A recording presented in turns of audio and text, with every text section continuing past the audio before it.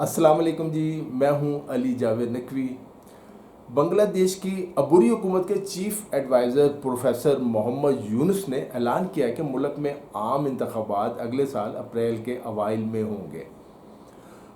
تاہم بنگلہ دیش کی جو سابق وزیر اعظم ہے خالدہ ضیاء اور ان کی جماعت ہے بنگلہ دیش نیشنلسٹ پارٹی، اور ان کی جو دیگر ہم خیال جماعتیں ہیں، انہوں نے محمد یونس کے اس اعلان پر مایوسی کا اظہار کیا۔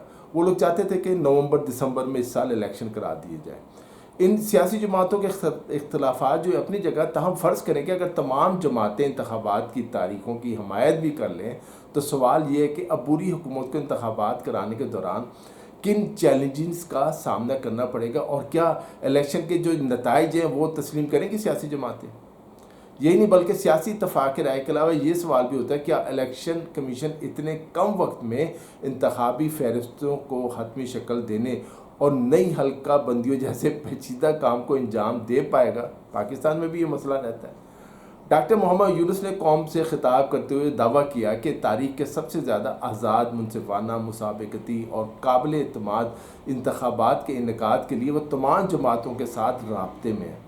تاہم انہوں نے جس وقت انتخابات کا اعلان کیا اس پر تنازعات سامنے آ رہے ہیں اور ان پر الزام عائد کیا جا رہا ہے کہ الیکشن کی تاریخ کا فیصلہ کرتے وقت ملک کی زیادہ تر سیاسی جماعتوں کی رائے کو نظر انداز کیا گیا۔ چیف ایڈوائزر کی سربراہی میں قومی اتفاق رائے کمیشن کے وائس چیئرمین پروفیسر علی ریاض کہتے ہیں اگر سیاسی جماعتیں تعاون جاری رکھیں تو آئندہ ماہ کے اندر جو ہے جولائی کے چارٹر سمیت اصلاحاتی پروگرام کو حتمی شکل دینا ممکن ہوگا۔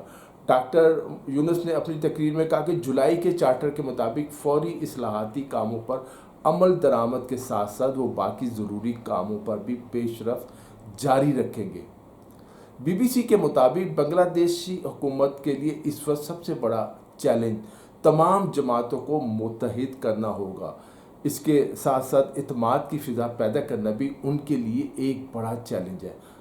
مثلاً شیخ حسینہ حکومت کے خلاف مظاہروں کے دوران ہلاکتوں کے مقدمات میں منصفانہ ٹرائل کا معاملہ ہے۔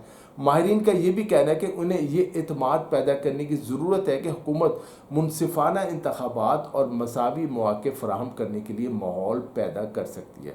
حکومت کے سامنے بہت سے چیلنجز ہوں گے، جیسے امن و امان قائم رکھنا، پولیس سمیت مختلف اداروں کو آزادانہ طور پر کام کرنے کے قابل بنانا، غیر متنازع انتخابی فہرستیں بنانا، پرانی یا نئے قانون کی بنیاد پر جو ہے حلقہ بندیاں کرنا۔ یہ بڑا اہم مسئلہ تھا ترقی پذیر ممالک میں حلقہ بندیوں کا۔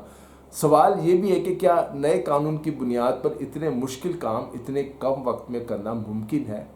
ڈھاکہ یونیورسٹی کے جو پروفیسر اور سیاسی تجزیہ کار ہیں زبیدہ نسرین، ان کے مطابق حکومت کے لیے اصل چیلنج یہ اعتماد حاصل کرنا ہوگا کہ وہ غیر جانبدار رہتے ہوئے منصفانہ اور جامع انتخابات کروانا چاہتی ہے، کیونکہ سیاسی جماعتوں کا اعتماد نہیں ابھرا۔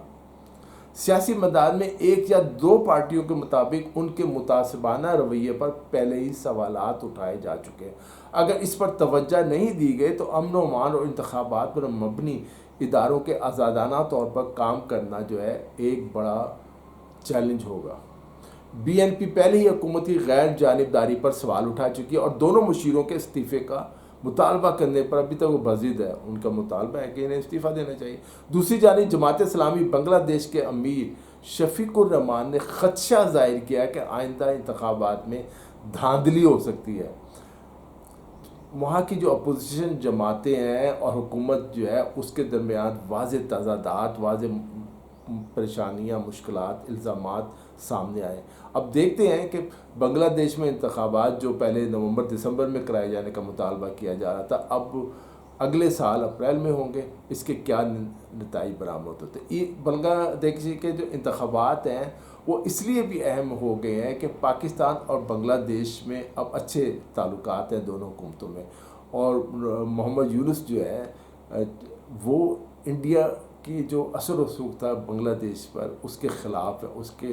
انہوں نے، آپ نے یاد ہوگا وہاں کی بنگلہ دیش کی جو کرنسی ہے اس پر بھی شیخ مجیب الرحمان کے تصاویر وغیرہ جو ختم کر دی گئی ہیں، اور حسینہ واجد کی پارٹی پر پابندی لگا دی گئی ہے۔ اس طرح بہت سے اقدامات کیے گئے۔ جماعت اسلامی کے جن رہنماؤں کو حسینہ واجد نے سزائے موت سنائی تھی ان کی سزائے موت جو ہے ختم کر دی گئی، انہیں رہا کر دیا گیا، بہت سی تبدیلیاں. اور جو بنگلہ دیش کے ڈاکٹر محمد یونس ہیں وہ پاکستان سے تعلقات بہتر کرنا چاہتے ہیں. وہاں کی جو ملٹری اسٹیبلشمنٹ ہے اس کے پاکستانی اسٹیبلشمنٹ سے رابطے ہیں.